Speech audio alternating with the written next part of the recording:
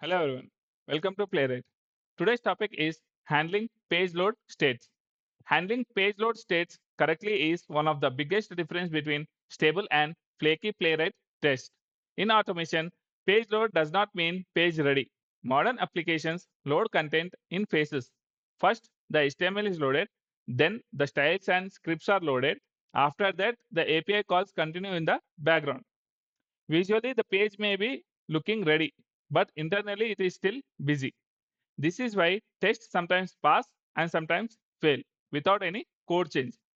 Playwright solves this problem using page load states. Each load state represents a different level of readiness.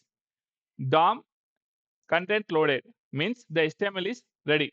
Load means all static resources are loaded. Network idle means background network activity has stopped. Choosing the wrong load state is common cause of flaky failures. Choosing the right load state makes scripts predictable. In the sample script, if you see, the page looks loaded using the go to async method. Navigates to a page with a selected wait condition, but network calls are still running in the background. If I try to click or type immediately, it may fail sometimes because wait until equal to document content loaded only ensures that HTML is available. So it will wait.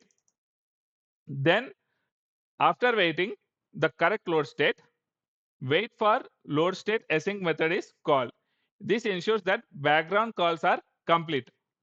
After network becomes idle, here if you see network becomes idle, the page becomes stable.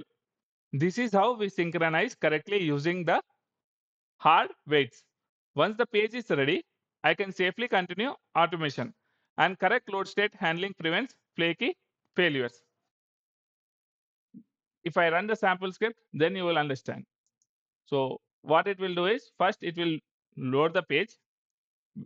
If you see, first it will load the page and it will wait till all the content is loaded. We need to wait.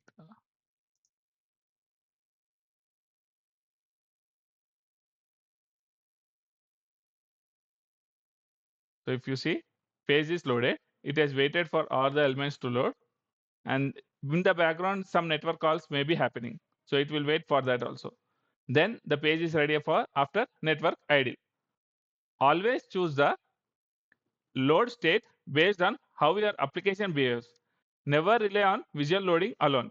Even if we see the page is ready, in the background some API calls may be working, so always check the network idle.